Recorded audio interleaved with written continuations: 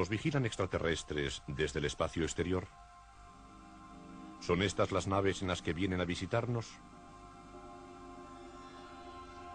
¿Este guarda forestal escocés tuvo realmente un encuentro en este claro solitario del bosque? ¿Qué se ve en esta película sobre ovnis? ¿Un platillo volante o un objeto de origen terrestre? Misterios sacados de los archivos de Arthur Clarke, autor de 2001 Odisea del Espacio e inventor del satélite de telecomunicaciones. En su retiro de Sri Lanka, después de una vida dedicada a la ciencia, al espacio y a escribir, medita sobre los misterios de este y otros mundos. Tengo que confesar que soy un experto en ovnis un poco a regañadientes. Estoy interesado en este tema desde hace casi 50 años, mucho antes de que se inventara el nombre de platillos volantes. Los ovnis son muy corrientes. Si ustedes no han visto ninguno, es que son unos despistados o viven en las nubes. Yo he visto media docena muy buenos. Actualmente tengo sobre el tema una opinión bastante clara. Misterios del mundo, por Arthur C. Clarke.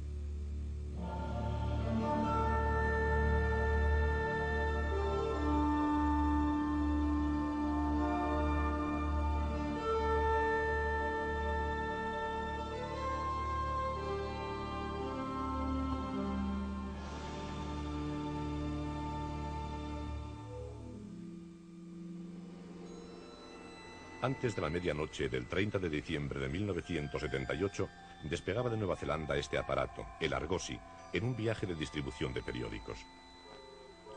Seguía la misma ruta que 10 días antes había llevado un avión desde el que se informó sobre objetos voladores no identificados junto a la costa de Kaikoura. Objetos confirmados por radar por los controladores de Wellington.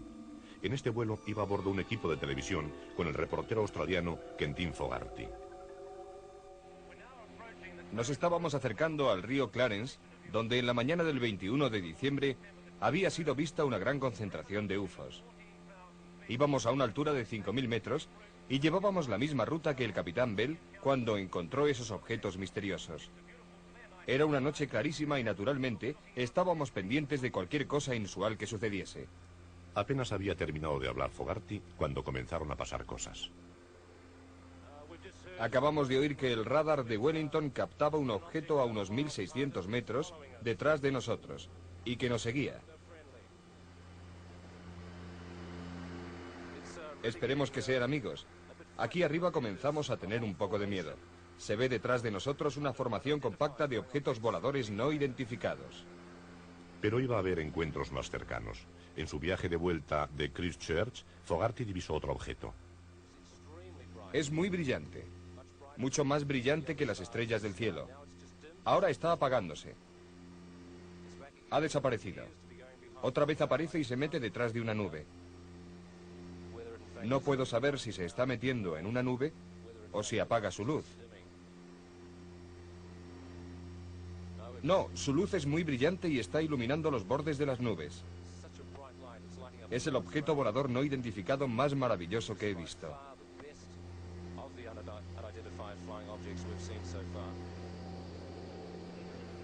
Según nuestro cámara David Crockett, que ha estado filmando, el objeto tiene una parte inferior brillante y arriba una especie de esfera transparente. Parece un platillo volante. Tenemos otro enfrente. Muy brillante, con destellos color naranja. Parece un faro de avión. Está girando y dando la vuelta. No sé lo que está haciendo.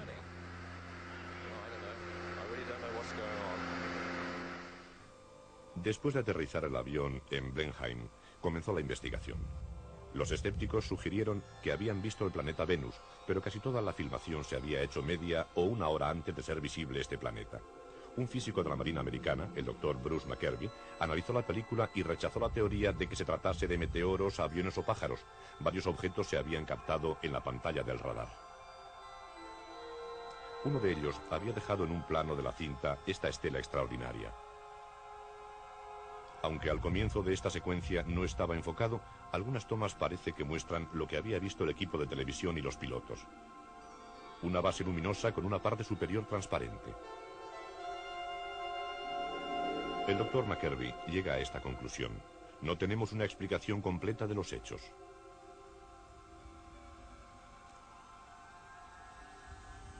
El objetivo prioritario sería atrapar un ovni. En el desierto de Texas, Ray Stanford dirige el proyecto Starlight Internacional. Cuenta con material por valor de millones de dólares. Rayos láser para hacer señales a las naves espaciales y gafas para el caso de recibir respuestas. El objetivo es emplear la alta tecnología para determinar sin ninguna duda si nos están visitando naves de otros tiempos o de otros mundos. La pieza central del proyecto Starlight es una computadora para detectar toda la actividad de ovnis en la zona.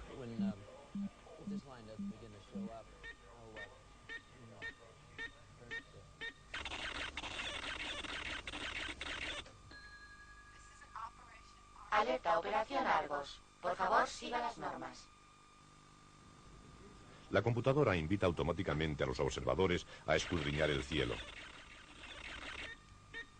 Y hace sonar el botón de alarma en el caso de que haya indicios de un aterrizaje.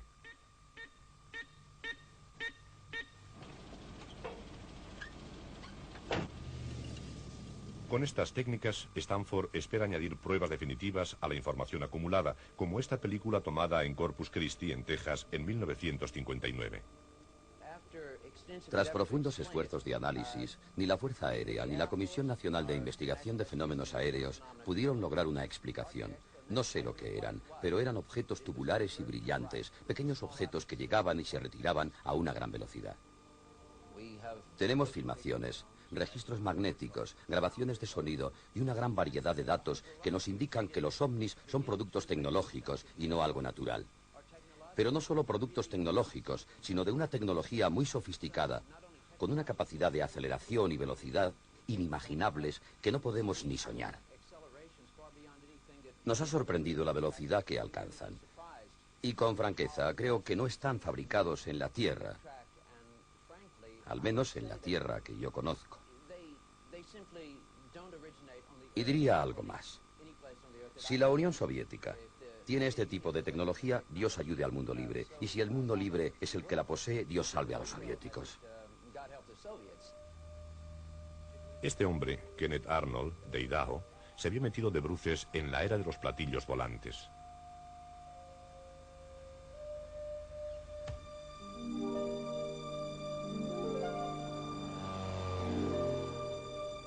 El 24 de junio de 1947 despegó de este aeropuerto en Chehalis, en el estado de Washington, y se dirigió a las montañas de Cascade. Como miembro de la Organización de Búsqueda y Rescate de Idaho, iba en busca de un avión militar siniestrado. Al sobrevolar las vertientes del monte Rainier, le sucedió algo que cambió su vida y desencadenó en el mundo una obsesión que dura todavía. Aquí aproximadamente diría que sucedió. Un destello terrorífico sacudió el aire y mi avión se iluminó, hasta el interior del aparato. En ese momento, en una fracción de segundo, creí que un avión de combate P-51 había pasado delante de mí y que el reflejo del sol sobre sus alas había causado el destello. Sin embargo, antes de serenarme, dirigí la vista hacia el norte y observé de dónde procedía el resplandor. Era una formación compacta de naves de aspecto peculiar. Se estaban acercando al monte Rainier. Yo estaba aproximadamente aquí y pude ver la superficie de sus colas, su parte posterior. La segunda nave, desde atrás, parecía ensancharse progresivamente y tenía un agujero en el centro. Naturalmente estuve dándole vueltas a la cabeza y pensé que era el avión más terrible que había visto. Arnold cronometró el tiempo que tardaban en cruzar entre dos picos de montañas separadas entre sí casi 80 kilómetros. Miré el segundero de mi reloj y tardaron en recorrer esa distancia de casi 80 kilómetros 1 minuto y 42 segundos. Calculé la velocidad y era de unos 2.700 kilómetros por hora. Una velocidad, por supuesto, nunca vista ni oída en 1947. Arnold abandonó su búsqueda y aterrizó. Más tarde lo asediaron los periodistas y uno le preguntó cómo volaban los objetos. Se lo diré. volaban como un platillo cuando lo tiras por la superficie del agua. De repente, la palabra disco volante y todo eso de la forma creciente desapareció. Y todos empezaron a hablar de platillos volantes. Y continúan viéndolos. Y fotografiándolos. Desde Australia, donde un pastor tomó esta extraña fotografía, hasta América. En 1950 se tomó esta clásica fotografía en McMinnville, en Oregón. Algunas muestran detalles que hacen reír a los escépticos. Otras son más enigmáticas. Esta es de Madre de Dios, en Perú. Fue tomada por un chico, Stephen Pratt, de Coningsboro, Yorkshire. Las imágenes pueden ser trucadas y los testigos confundirse. Este objeto, que al principio era azulado, después rojo y luminoso, era casi seguro Venus. El testigo Jimmy Carter, expresidente de los Estados Unidos. A veces engañan centenares de personas. Muchos creyeron que esta aparición en las montañas rocosas era una nave espacial.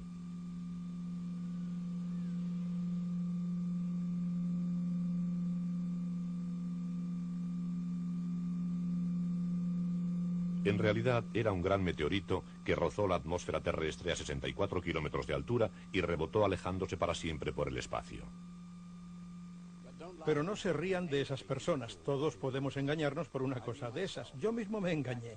Detrás de estas puertas tengo a mi ovni favorito.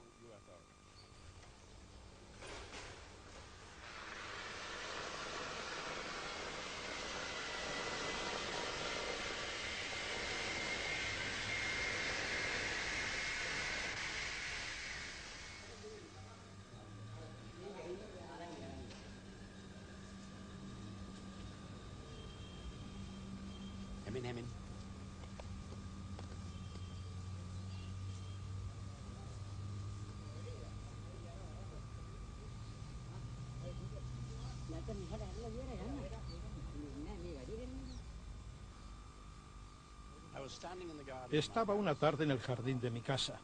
El sol estaba sobre el horizonte y el planeta Venus resplandecía como una estrella brillante. Era una vista tan hermosa que llamé a uno de mis ayudantes y le dije: «Mira, Venus». Él miró y me replicó: «Oh, sí, Venus». Yo le añadí: «Pues no es Venus». Unos minutos después había dos estrellas resplandecientes en el cielo. El otro objeto, más al norte, era tan brillante como Venus y aparentemente no se movía. Tardé bastante tiempo en saber lo que era. Era un globo atmosférico local. Estaba en calma a una altura de unos 13.000 metros. Parecía un objeto brillante de plata. Parecía el más convincente ovni. ¿Pueden ser errores todas las películas que se han hecho sobre ovnis? Esta fue tomada por Peter Day, cerca de Aylesbury, en el sur de Inglaterra. Esta otra, borrosa, tomada en el estado de Montana, en Great Falls, es para muchos la imagen de unos aviones de combate preparándose para aterrizar.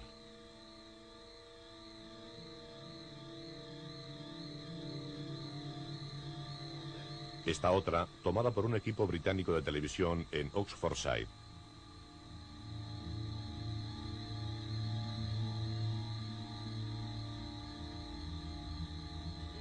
Puede ser, como sugieren algunos, simplemente un avión de las Fuerzas Aéreas Americanas expulsando carburante a gran altura sobre la Tierra. Esta es una de las películas más famosas sobre ovnis. Fue tomada en la isla de Santa Catalina, en California, por el cámara profesional Lee Hansen. Era un día muy despejado. Por eso estaba yo arriba, mirando al infinito. Era el día ideal para hacer fotografías aéreas. De repente apareció un objeto plateado con una sombra debajo. Era de color metalizado y se movía a una velocidad que yo calculé sería de 180 kilómetros por hora más o menos. Parecía tener una anchura de unos 20 metros. Decidimos analizar la película de la isla Catalina en los laboratorios Jet Propulsion de Pasadena, en California. El doctor Robert Nathan, el máximo experto en ampliaciones fotográficas por computadora, analizó y numeró todas las imágenes. Su objetivo era obtener la imagen más perfecta posible haciendo una media de todos los planos de la película. Se toma la primera imagen de la cinta magnética y se hace una réplica en el lado derecho de la pantalla. El proceso consta de una serie de operaciones. Tomo una imagen y la añado a la siguiente. En este momento se está añadiendo el contraste de la segunda fotografía a la primera. Esta imagen representa un promedio de las dos fotografías y se comienzan a perfilar desde el espacio de fondo. Algunas formas, emergen perfiles de objetos. Se toma la tercera fotografía. Esta imagen es una media de las otras tres. Ahora comienza a verse una imagen muy blanca. Encima parece que tiene algunos agujeros o una especie de transparencia debajo. Si se fija uno bien, y teniendo en cuenta la gran velocidad de movimiento que según Lee Hansen llevaba el objeto, esto comienza a parecer un avión comercial. Se pueden distinguir el ala brillante, las ventanillas, el estabilizador.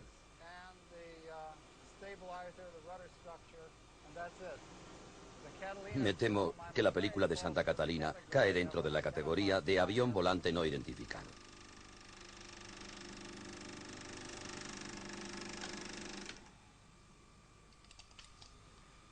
He visto esta película montones de veces y estoy convencido de que es un pequeño avión particular.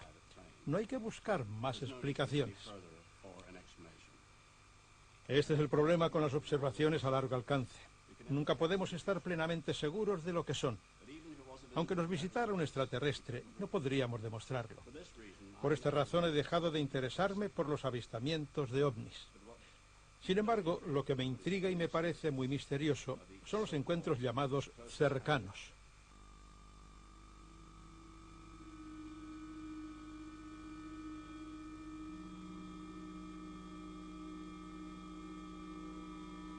Uno de estos encuentros le ocurrió a Jesse Rottenberg, que vivía entonces en su granja de Staffordshire. Era un día de octubre, el 21 de octubre de 1954. Estaba en la cocina, me acababa de lavar y oí un ruido. Era como el del agua de una caldera sobre el fuego, pero mucho más fuerte. Mi primera reacción fue: los niños, tengo que salir. Se ha estrellado un avión. Me vestí y salí corriendo al jardín. Miré hacia el campo y me quedé atónita.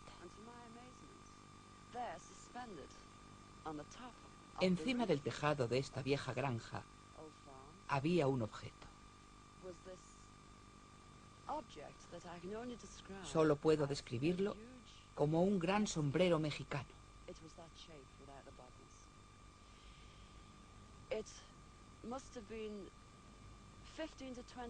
Debía de estar a unos 10 metros de donde yo me encontraba.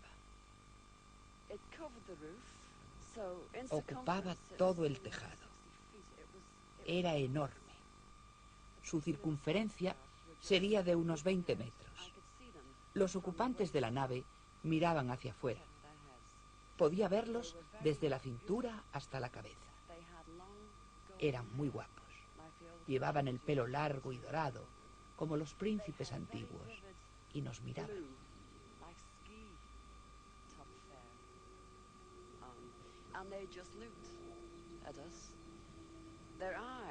Sus ojos, la expresión de sus ojos, estaba llena de compasión. De repente, sentí que la tensión me abandonaba y me volví a coger a mis hijos. Cuando miré otra vez, la nave se había ido. Entonces pregunté a mis hijos: ¿habéis visto lo mismo que yo? Sí, mamá, sí.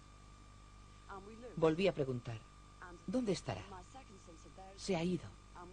Miramos y mi hijo segundo dijo: ahí está, mamá. Lo vimos en el cielo. Dio 3 vueltas a la granja y se alejó en línea recta hacia arriba.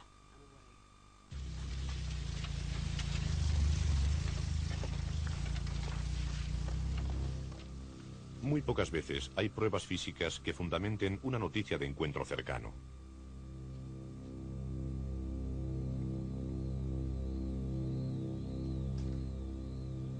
El 9 de noviembre de 1979, por la mañana, el guarda forestal Bob Taylor bajaba por este bosque en las afueras de Livingston, cerca de Edimburgo. Al pasar una curva se quedó boquiabierto ante un objeto misterioso. Era grande, con una cúpula redonda, de color gris oscuro y una gran base circular. Vi unas patas que salían de la base y una especie de cuchillas en la parte superior. Más tarde, describió lo que había visto a un dibujante de un periódico local. El dibujante trazó este perfil. Cuando yo estaba aquí, salieron 2 bolas. Sí, 2 bolas. Pienso que tendrían un diámetro de 1 metro, más o menos, con 6 barrotes sobre los que giraban. Se acercaron a mí. Recuerdo que sentí en ese momento un tirón y un olor muy fuerte, un olor penetrante. Eso fue todo. Se escapó sendero arriba y llegó a casa temblando.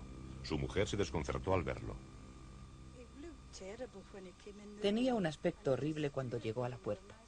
Yo le pregunté, ¿has tenido algún accidente con el camión? Me contestó, no, me han atacado. Le dije, ¿con qué? Y su respuesta fue, con una nave espacial. Me asusté. Pero si no existen naves espaciales, voy a llamar al médico. Debes haber perdido la cabeza. Parecía muy apurado y asustado. Estaba pálido y llevaba la cara muy sucia. Tenía una cicatriz roja. Sus ropas estaban sucias y sus pantalones, me dijo que le habían roto los pantalones. Acudió la policía y descubrió marcas de rodadas inexplicables en el lugar del accidente. Al examinar la zona encontré 2 marcas de rodadas y unos 40 agujeros en el suelo. Estas son las 2 marcas de rodadas y estos son los 40 agujeros. Después fotografié los agujeros. Esta es la fotografía de uno. Este agujero medía aproximadamente unos 8 centímetros y se pueden ver las marcas de huellas que corresponden a las marcas de aquí. Las marcas de rodadas están todas dentro del área que está vallada y no hay otras marcas que entren o salgan de ella. Estos son los pantalones estropeados del señor Taylor. Puede verse que son de un material fuerte y tenemos un roto en la pierna izquierda, debajo del bolsillo, y otro en la pierna derecha, debajo del bolsillo también. Es el tipo de rotura que corresponde a un tejido tan resistente. Estoy seguro de que aquel día vi una nave espacial. Debemos creer esta historia de Taylor. Es un miembro muy estimado de la comunidad, de gran integridad y poco dado a inventarse historias.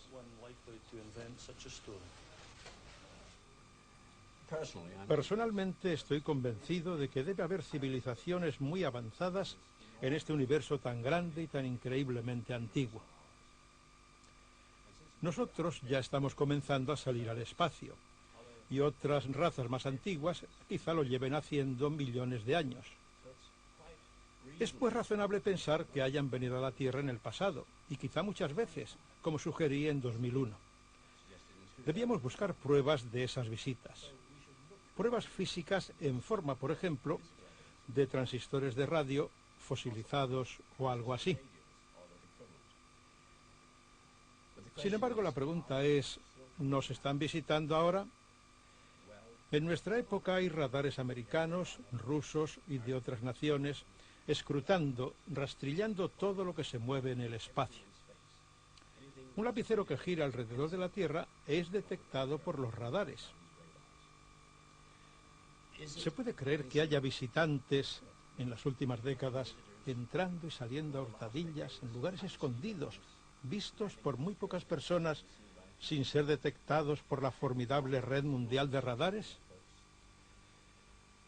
Creo que cuando haya realmente una visita desde el espacio, será algo tan espectacular como el clímax de una película del estilo de Encuentros en la tercera fase.